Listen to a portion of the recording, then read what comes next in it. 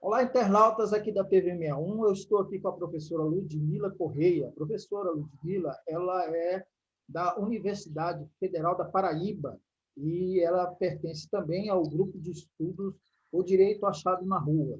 Nós vamos falar com ela sobre o trabalho dela nessa área, mas, sobretudo, porque hoje é aniversário de 20 anos da lei da reforma psiquiátrica.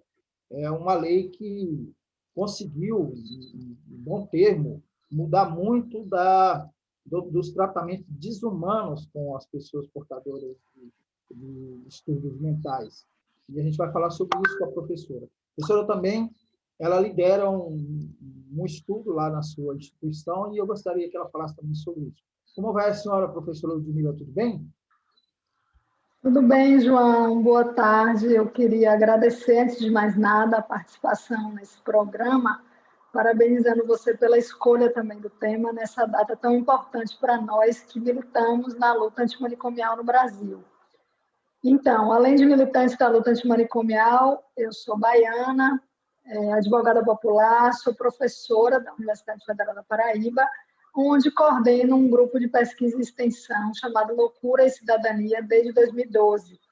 E nele a gente vem de forma plural, com estudantes e profissionais de várias áreas, não só do direito, atuando aí na perspectiva da assessoria jurídica popular, na defesa de direitos humanos de um grupo subalterno, que é o das pessoas com transtorno mental. Professora, a lei que completa hoje 20 anos, ela praticamente interrompeu séculos, né, de um tratamento desumano que ocorria nos manicômios, né? E eu me lembro que eu já fiz muita reportagem sobre isso, e a gente tem o caso mais emblemático, que é o de Barbacena, né, considerado ali o holocausto brasileiro, né, devido as condições desumanas que viviam esses pacientes e também a quantidade de mortes que se teve tanto lá, mas também no Brasil afora. Professora, como é que está a situação 20 anos depois do tratamento dos doentes de distúrbio mental no Brasil? Então, João, antes de mais nada, é bom lembrar o quanto os órgãos de imprensa, alguns, né, desse período que você trouxe aí, relacionado ao Hospício de Barbacena e outros estados, como a imprensa foi importante para denunciar e visibilizar as situações de violações de direitos nesses hospitais psiquiátricos. É bom lembrar que não tem muito tempo, né, apesar de já ter passado aí alguns anos, algumas décadas, a gente tinha no Brasil a chamada indústria da loucura, em que, ali na ditadura civil-militar, não só donos de hospitais e clínicas psiquiátricas ganharam muito dinheiro, mas também a indústria farmacêutica. E aí, lembrar também que, nesse contexto, que se forjou o movimento da luta antimanicomial, final ali da década de 70, início dos anos 80, com a famosa Carta de Bauru, em 87, que cunhou a expressão por uma sociedade sem manicômios.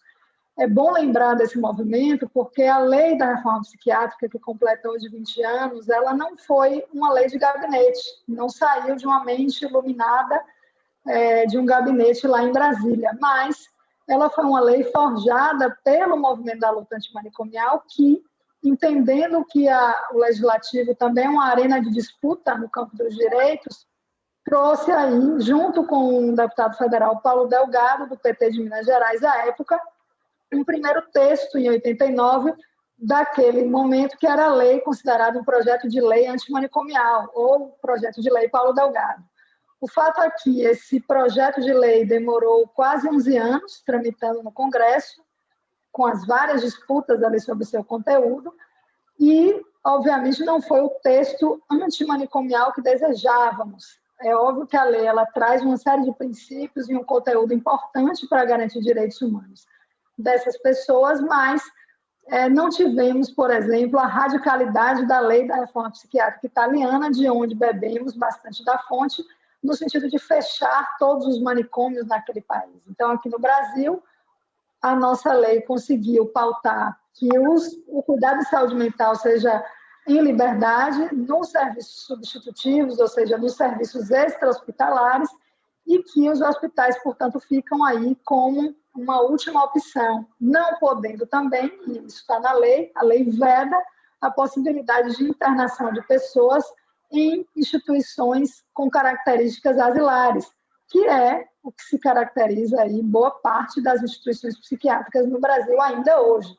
Então, essa lei, que a gente pode chamar de antimanicomial ou lei da reforma psiquiátrica, trouxe, sim, uma série de avanços, conseguiu consolidar algumas questões, algumas diretrizes da luta antimanicomial e pautar a construção de uma rede, que é a Rede de Atenção Psicossocial, a RAPS. E, com isso, a diminuição de leitos em hospitais psiquiátricos no Brasil e o fechamento de alguns hospitais psiquiátricos no Brasil, é preciso dizer isso também.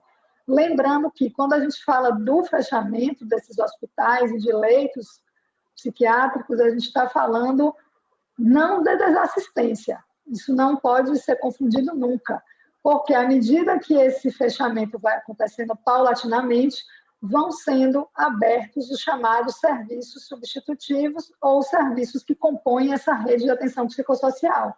Os CAPs, Centros de Atenção Psicossocial, Centros de Convivência, as residências terapêuticas e uma série de outros dispositivos de cuidado no território, e não mais de forma isolada dentro de uma instituição manicomial fechada, como é o caso dos hospitais psiquiátricos.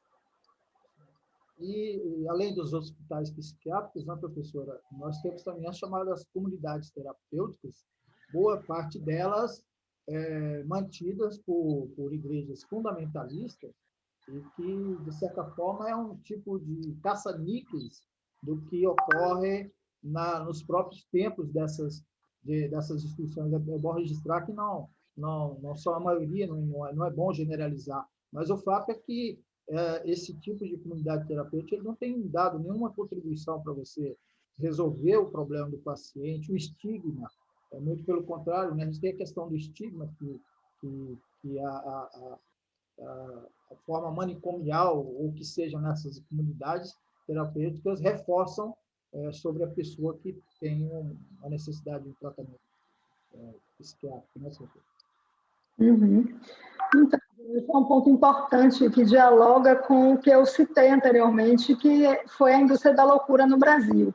As comunidades terapêuticas, elas existem há alguns anos no país, muitas delas a gente nem sabe como funcionam, e foi justamente essa, vamos dizer assim, essa forma meio, entre aspas, clandestina de existir e de internar a pessoa, sobretudo para um tratamento relacionado ao uso abusivo de substância psicoativa, seja ela lícita, né, álcool ou ilícita, é que fez com que também essas comunidades se multiplicassem, muitas delas com viés religioso e, sobretudo, a partir dessas igrejas fundamentalistas, neopentecostais.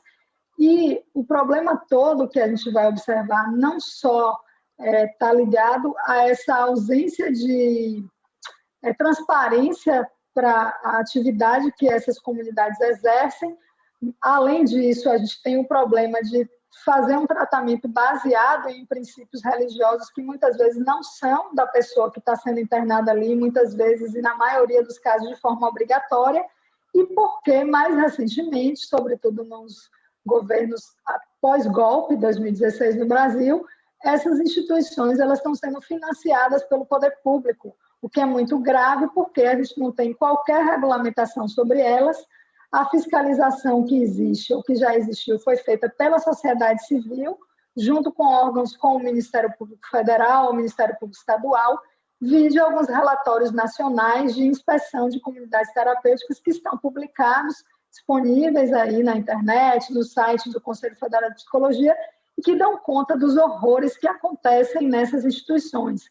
Com isso, a gente não está estendendo a todas, mas a maioria delas, e tem lá relatos de pessoas que passaram por essa situação. Eu participei já de algumas inspeções aqui na Paraíba e posso atestar que, de fato, o que tem ali não é um cuidado em saúde. A gente tem pessoas reclusas, presas, que não podem sair e que tem um ritual que tem que cumprir, alegando quem está ali, né, cuidando da clínica, daquela comunidade, que aquilo ali é o tratamento que deve ser realizado para ela se livrar, né, do vício. É isso que se vende. Mas se a gente for observar, por exemplo, a porta giratória que é essas instituições, ou seja, a pessoa que entra, é internada ali, fica um tempo, tem alta, depois sai, aí depois volta, e, enfim, a gente vai entender que não é necessariamente ali que se presta um cuidado em saúde mental, né? A gente precisa observar que as demandas em torno não só do uso de substância psicoativa, quanto das questões de sofrimento mental são muito amplas e não podem ser reduzidas a ficar confinada numa instituição, sobretudo de característica asilar, portas fechadas e que interrompe e restringe aí o direito à liberdade das pessoas. Como já dizia lá o movimento da reforma psiquiátrica na Itália, de onde bebemos da fonte, a liberdade é que é terapêutica. Por isso, a gente entende que não deve haver manicômio, hospital psiquiátrico, cuidado em saúde mental deve ser feito em liberdade, né, com os dispositivos que se tem no território. E também não esquecemos de dizer que há tipos de tratamento para distúrbios nesses espaços que é prática de exorcismo, né, de tirar o demônio, enfim, né, não tem resultado nenhum do ponto de vista da ciência. Professora, a gente está vendo no mundo moderno uma série de estudos de fobias, né, que de certa forma pode ser associada à questão psiquiátrica, né, e é muito tratado com isso. E isso também está a falta de compreensão sobre esses distúrbios e fobias, né, que é um resultado aí do chamado mundo moderno. Isso também contribuiria para alimentar essa indústria da loucura? Então, João, eu entendo que sim, porque, primeiro, assim, que quando a gente observa o que se fala sobre transtorno mental, sobre a loucura, né? Vamos pegar a categoria loucura, que, embora tenha sido estigmatizada ao longo do tempo, depende muito da lente que a gente lê essa expressão loucura. Então, a loucura, ela, por ser estigmatizada e por ter sido aprisionada por um saber, que foi a psiquiatria, por muito tempo, e tendo essas pessoas que têm um quadro de sofrimento mental diagnosticadas, classificadas por esse saber psiquiátrico, muitas vezes não se teve espaço para lidar com a loucura de outra forma, né? A partir de outras lentes, a partir de outras formas de cuidado. Então, como a psiquiatria ela acabou trazendo esses sujeitos para um espaço específico lá na França, né, século XVIII, que acabou isso influenciando vários países como o Brasil a adotar esse modelo hospitalocêntrico, a ciência da psiquiatria ela acabou direcionando muitas vezes o tratamento e a psiquiatria uma ciência de cima para baixo. Ela pouco dialoga com as outras áreas, seja da psicologia, do serviço social, da enfermagem, da terapia ocupacional e, por outro lado, também criou os códigos, né, de diagnósticos, o CID, toda aquela classificação. Então, a gente sempre brinca que se nós tivermos um comportamento que a gente acha que é um pouco diferente, se a gente for lá na classificação internacional de doenças, a gente vai encontrar uma categoria que nos classifique. Então, isso foi muito próprio, né, dessa construção desse saber psiquiátrico. Então, para a população em geral, que muitas vezes tem um sofrimento e, por vezes, precisa de algum cuidado, algum manejo, sempre fica ali uma dúvida se eu tenho tal transtorno, se não tenho, e a questão que eu coloco não é da gente se inserir nessas classificações, nesses diagnósticos, mas que tipo de cuidado é que eu posso acessar no campo psicossocial e não necessariamente na antiga e denominada assistência psiquiátrica, que vai fazer com que eu possa ter um bem-estar, né? Lembrando que o sofrimento também não é algo necessariamente sempre ruim, né? O sofrimento ele faz parte, o contexto da pandemia ele está trazendo isso para muitos de nós. É óbvio que para algumas pessoas de determinada classe, de determinada cor, raça, etc., isso vai ser muito mais incisivo, o contexto, né, da pandemia e o que ele traz. Mas, Só para a gente lembrar que um diagnóstico puro e simples, ele não vai dar conta, né, dessas questões. Temos muitas crianças, por exemplo, nesse momento aí, com demandas relacionadas a um sofrimento mental, mas nem por isso essas demandas são de necessidade de um medicamento ou de um determinado tratamento apenas no campo psiquiátrico e por aí vai. Então, me parece que é um tema que ganhou até mais vulto por conta desse momento que a gente está vivenciando e que demanda bastante informação para que as pessoas não também demandem coisas que vão acabar acentuando o seu sofrimento e não trazendo mais conforto, que é o que é necessário nesse contexto, né? Ok. Professora, vamos falar então dessa questão da psiquiatria inserido no direito achado na rua. Certo. Então, quando a gente traz a questão da saúde mental, né, para o campo do direito achado na rua, a gente vai encontrar acento bastante na concepção de direito, forjada por Roberto Lira Filho, junto com o professor José Geraldo também, de um direito que não né, o direito sendo um direito transformador a partir das lutas sociais, da construção coletiva, é nele que a gente assenta aí nossa lente para poder enxergar as lutas no campo dos direitos humanos das pessoas com transtorno mental, e numa categoria pensada pelo professor José Geraldo, que é a de sujeito coletivo de direito, para pensar o movimento antimanicomial, enquanto movimento social no Brasil, como um sujeito coletivo de direito capaz de enunciar direitos, capaz de se organizar e, a partir da sua organização, de enunciar direitos de um grupo subalterno, nesse caso, das pessoas com transtorno mental.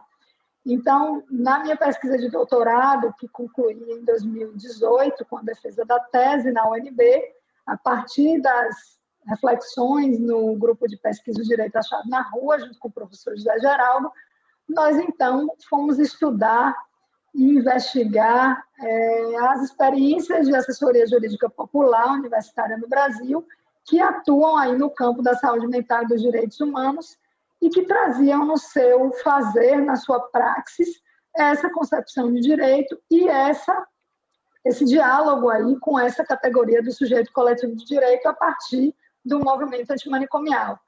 É bom lembrar que, naquele período, existiam 3 experiências brasileiras de uma universidade aqui na Paraíba, que é essa que eu coordeno, o Loucura e Cidadania, um grupo na Federal do Rio Grande do Sul, chamado GAMAI, no SAJU, no Serviço de Apoio Jurídico da Universidade Federal do Rio Grande do Sul, e um grupo chamado Estranho no Ninho, na Universidade Federal Fluminense, ou seja, todas universidades públicas com características diferentes ali, aqui um grupo mais interdisciplinar, como o GAMAI, em Niterói, na UF, um grupo só de estudantes de direito, mas que tinham essa praxis da assessoria jurídica popular no sentido de construir e pensar os direitos a partir do diálogo fundamental com o grupo com os quais trabalha para garantir direitos, que é o das pessoas com transtorno mental.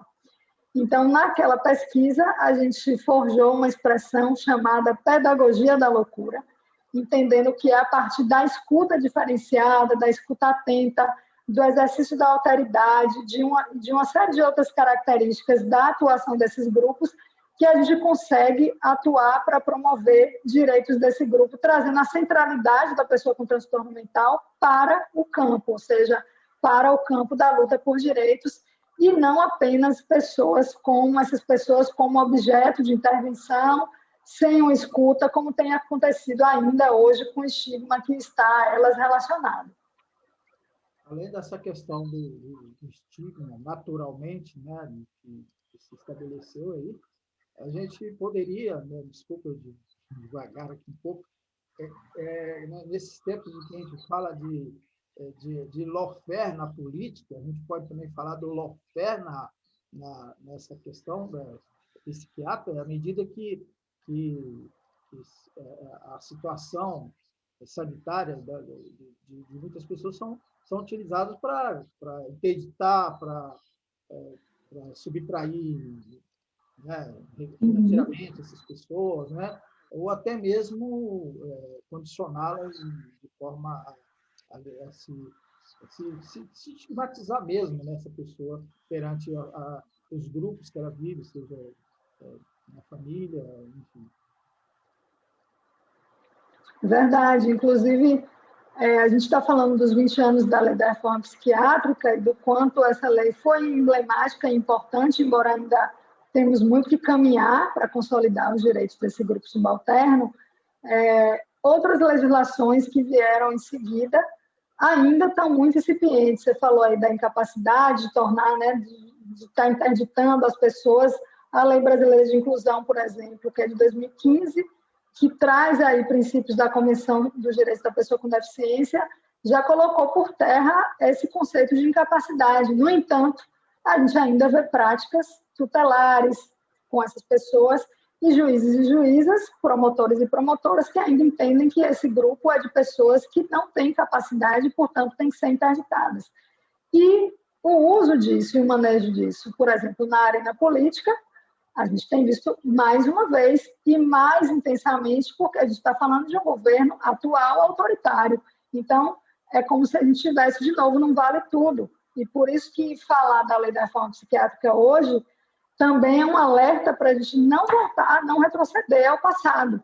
Se a gente tem hoje na política de saúde mental, no Ministério da Saúde, quem defenda eletrochoque, quem defenda que essas pessoas têm que ser tuteladas, que essas pessoas são perigosas e têm que ser mantidas quando cometem delitos nos manicômios judiciários, a gente não está falando de algo que está superado com a lei da reforma psiquiátrica. Então, a gente tem um cenário, tem uma arena que faz parte aí um governo autoritário com um Congresso Nacional com interesses de algumas bancadas, incluindo aí essas bancadas que entendem que deve haver o lucro pelas igrejas neopentecostais, que tem lá, né, na bancada evangélica o seu suporte, e também alguns outros que vão entender que nessas instituições é melhor que as pessoas estejam encerradas ali dentro. E quando eu falo instituições, não estou falando só no hospital, no manicômio, na comunidade terapêutica, eu estou falando nos institutos, nas instituições da interdição civil, ou da periculosidade, que, no nosso entender, já foi revogada com a reforma penal de 84, por aí vai, e com a Constituição de 88, mas entendemos que o manejo disso também depende de quem está no poder e quem tolheu espaços de participação popular no poder, como foi o caso de vários conselhos de direitos que foram totalmente desconfigurados, né, no governo atual. Exatamente. E o risco aí é que a gente está num governo que não respeita nem a lei máxima do país, que é a Constituição, e a lei da reforma psiquiátrica está aí constantemente sendo ameaçada, como a senhora relatou. Professor, eu quero agradecer muito a sua participação com a gente. É um tema que a gente poderia voltar depois. Eu sugiro para a senhora que a gente volte a debater mais, pegar o ponto que a gente não aprofundou. E eu deixei para as suas considerações finais. Tá bem, eu que agradeço, João. O mês de maio vem aí, que é o mês da luta antimanicomial. A gente comemora o dia 18 de maio como o Dia Nacional da Luta Antimanicomial e certamente a gente está aí à disposição para dialogarmos mais. Eu queria, então, agradecer e lembrar que, como o Direito Achado na Rua vem trazendo nas suas reflexões há anos, não é a partir da lei que a gente vai conseguir as transformações sociais necessárias para um outro mundo possível. Então, a lei ela é uma ferramenta, ela é uma possibilidade, mas a gente não pode encerrar nela as nossas lutas, nossos sonhos e nossas conquistas. Então, que a gente consiga comemorar, sim, os 20 anos da Lei da Reforma Psiquiátrica hoje, mas de forma crítica, pensando nos avanços que foram conquistados, no que a gente ainda tem por conquistar e em que disputas a gente ainda está atuando para que ela, de fato, seja transformadora da vida das pessoas para as quais essa lei foi criada. Então, com isso, eu me despeço e a gente segue debatendo esse tema. Ok, muito bom. Muito obrigado, então, professora. Obrigada, João. Até a próxima.